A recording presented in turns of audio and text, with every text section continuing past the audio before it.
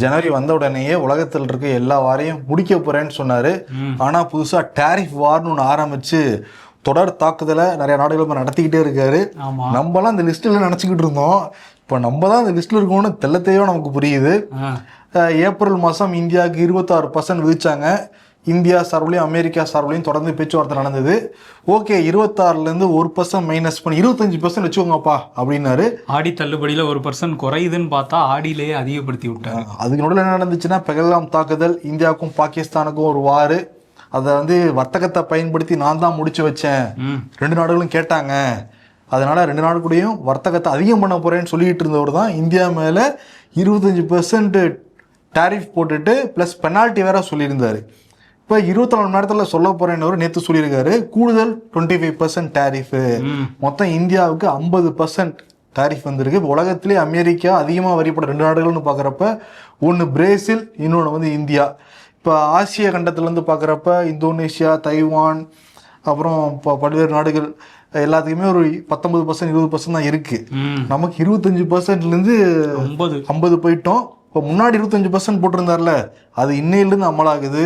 இந்த 25%க்கு 21 நாள் கழிச்சு அமல்படுத்த போறதா சொல்லியிருக்காரு. ஆமாம், ட்ரம்ப்புக்கு என்ன கோவம்னு தெரில. ஏன்னா சைனாவுக்கு கூட கம்மியாக தான் டாரிஃபு, அது மட்டும் இல்லாமல் அவங்களுக்கு டைம் எல்லாம் அதிகமாக கொடுக்குறாங்க, அவங்க எதிரி நாடு அப்படின்லாம் பேசிக்கிறாங்க. நம்ம நண்பன் சொல்லிட்டு இப்படி பண்ணிட்டாரு. ஃபியூச்சர் இஸ் ஏஐ, அமெரிக்கா இந்தியான்னு பார்லிமெண்ட்லாம் பேசிட்டு வந்தாரு.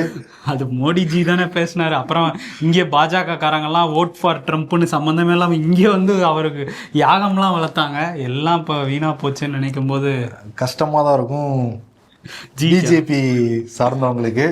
இதுல இன்னொன்று என்னன்னா, ரஷ்யா கூட நம்ம ஆயில் வாங்கிட்டு இருந்தது இப்பதான் தெரியுமா ட்ரம்ப்புக்கு? முன்னாடியே தெரியும்ல.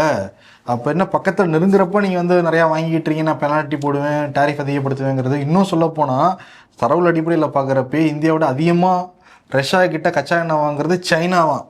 ஏன் அமெரிக்காவே பல்லேடியம், யுரேனியம்னு நிறைய இதை அங்கேருந்து வாங்கிட்டு இருக்காங்க. ஆனால் அதெல்லாம் ட்ரம்ப் அவர் மேலே இப்போ டாரிஃப் போட்டுக்குவாரா என்ன? இது அதை தெரியாதான், அதான் கேட்டாங்களே, ஐ டோன்ட் நோ அப்படின்ட்டு போயிட்டாரு அவர். ரந்தீர் ஜெய்ஸ்வால் அரசு தரப்பில் விளக்கம் கொடுத்துருக்காரு. இதுக்கும் செய்தி தொடர்பாளர் தான் வெளியுறவுத்துறை பேட்டி கொடுக்க அனுப்பிச்சு வச்சிருக்கிறாங்க.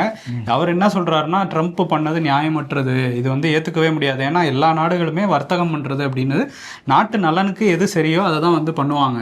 ஆனால் அதை தான் இந்தியாவும் பண்ணுச்சு, அதுக்கு இந்த தண்டனையா அப்படின்னு கேட்டிருக்காரு.